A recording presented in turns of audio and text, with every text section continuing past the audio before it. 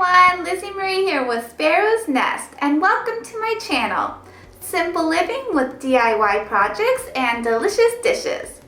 Today I'm going to be showing you how to make a mason jar string art project.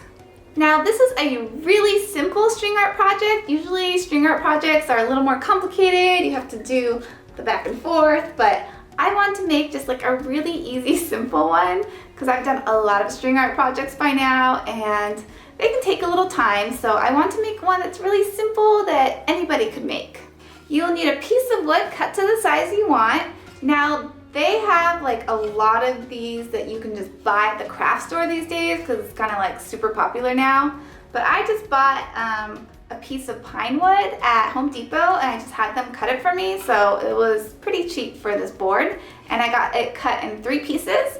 So I got 3 pieces for like, it was like $4 or something. You'll want a little box of 1-inch panel board nails and string. Now you can use any string you want really. A lot of people use just the embroidery thread, but I like to use this. It's crochet thread and you can get like a pretty good amount, and it's only like $2 with a coupon at Joann's. You can find a list of the supplies and links for all the supplies that I've used in this video right below in the descriptions. Now for most string art projects, all you need is the string, but for this project, because it's a mason jar holder string art thing, you'll want to get like any artificial flowers that you want. Now you don't have to add the rocks. I wanted to add the rocks. I thought it just added a little something to it and I thought it looked really pretty.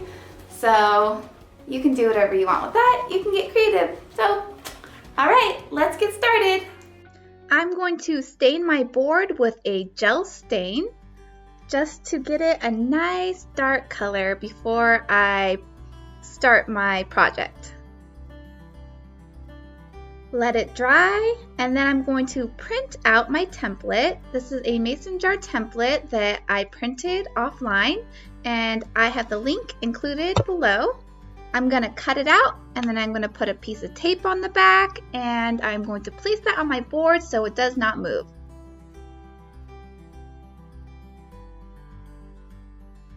Then I want my 1-inch panel nails. I'm going to use a pair of pliers to hold my nail in place while I hammer it in.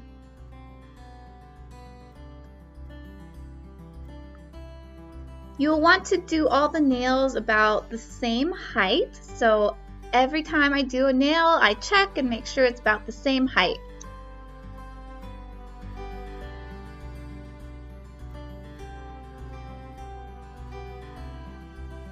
You want to continue this process. And when you get to the parts that's not like a cutout edge, you can just hammer that nail onto the paper.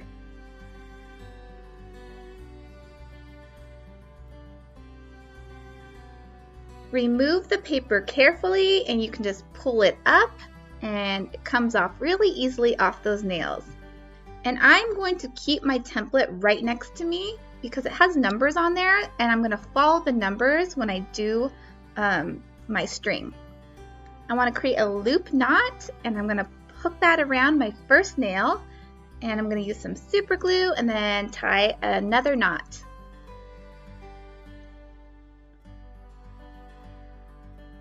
I'm going to start my outline, and I'm going to wrap it around the nail to the next nail, and I'm going to do this from the inside to the next nail.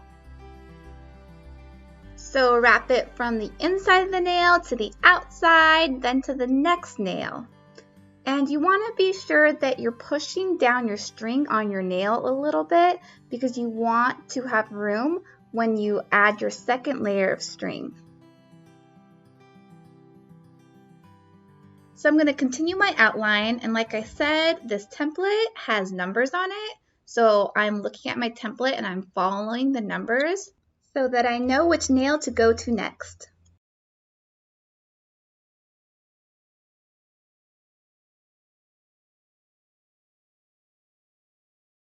Once I reach my final nail, I'm now going to wrap my string the opposite direction. So now I'm going from the outside of the nail to the in, to the out, to the next nail. and you're going to see that it creates this really nice outline.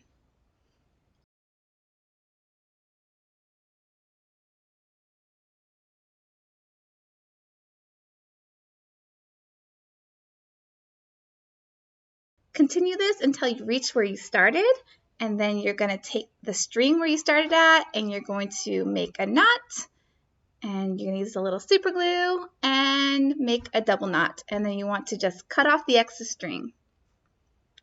Now I forgot that I wanted to do this little area right here, so I'm just going to put in some extra nails and I'm going to repeat the process because I wanted this little line right here.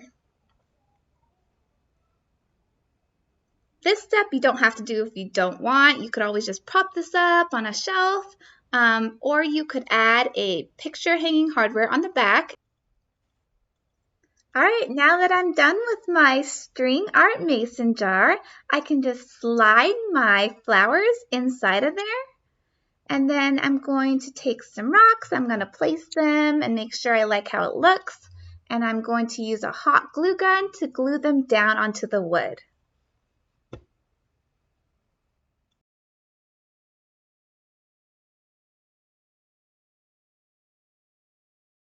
If you like my video, please give my video a big thumbs up and subscribe to my channel and hit that little bell button so you don't miss a video. See you next time for more DIY projects and delicious dishes.